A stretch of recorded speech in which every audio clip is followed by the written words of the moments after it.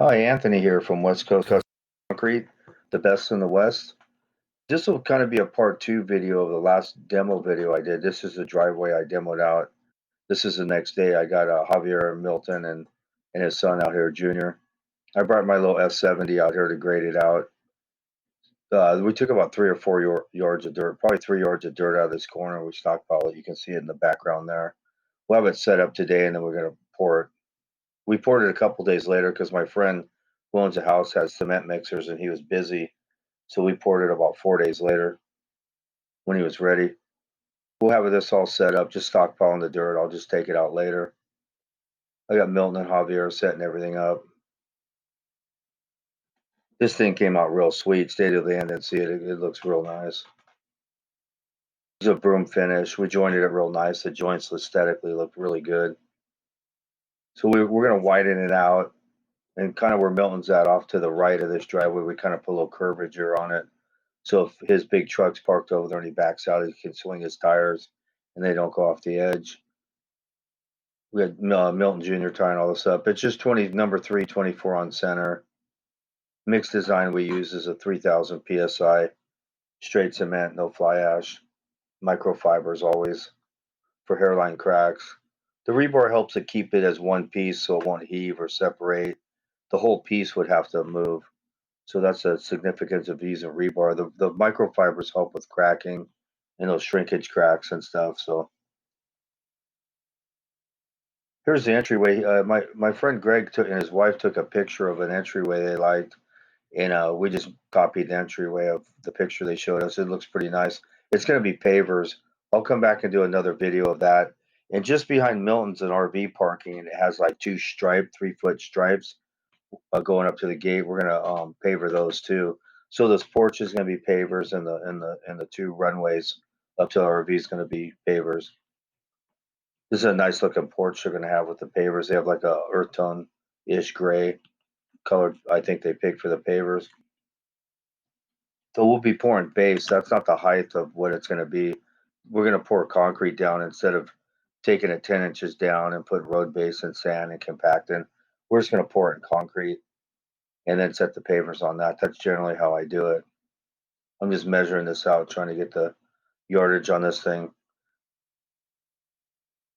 Here's my bro here, Greg. This is his house. This is Greg Johnson. I went to high school with him too. He's bringing the mud to his own house. And his brother-in-law is a concrete pumper too. And he asked me, hey, man, my brother-in-law wants to pump this. And I said, are you actually asking me to work less? Of course he can pump it. So that's his brother-in-law there, Salem, pumping the job. So I'm on hose detail and lifting the rebar today. He did a nice job, laid it down. He's got a TA pump with a diesel on it. I think one of the first couple of years they put diesels on their pumps. They used to use like inline 6-cylinder, a straight sixes, Ford gas motors. They're real quiet. This is one of the first years with the diesel that pump he's running. It's a nice pump. And there's a second truck here. I think they brought him 9 yards and 8 yards. There's a total of 17. And we had about a half a yard left in the truck when we were done, so we were pretty close. I usually don't like doing it that tight, but I guess there's some deep valleys in this when I graded it.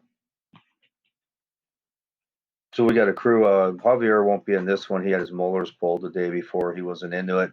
So I don't know if him or Milton brought the crew out, but they were A+. The guys they brought out were really good. And we got the Milton boys here riding it together. We're still breaking in Junior. He got a pay raise, so he's happy. This is going to really curb appeal this house, widening this driveway all the way over. It sets an end of a cul-de-sac, and it's kind of tilted. So we're going to join it up the way it sits and the way the house looks. That's it. Ironically, that's an 8-foot cutter too. That's the second time I've ever seen one. A couple of video ago, a guy showed up with one, and this guy showed up with it. And I asked him where the heck he got it. He said he made it. Another guy. I've never seen one before, but now I've seen two of them. So we're just keeping this completely professional and re-cleaning these out. These joints, you can't have clouds or any residue in the joints. It's got to be spotless.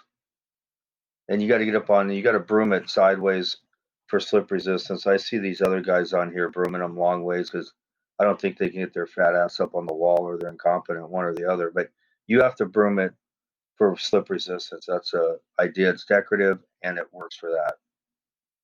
But if you got to get up on the wall, you got to get up on the wall. And no, it's just going to be. This is no finish on this base. We're just getting it. So when we put the pavers down, it's nice and flat. We're continuing to broom this up. See, he's brooming at an angle the way the house is, the way the house sits on the block. That's the angle of the house. The way we joined it too, they all dove down at an angle as you go down the driveway. But the joint pattern looked really good on this. He loved it.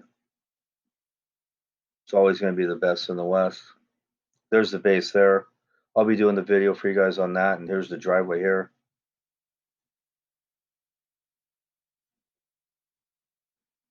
Added quite a lot of space to it, parking space. Here's the last look at it here. And thank you very much for watching the best in the West.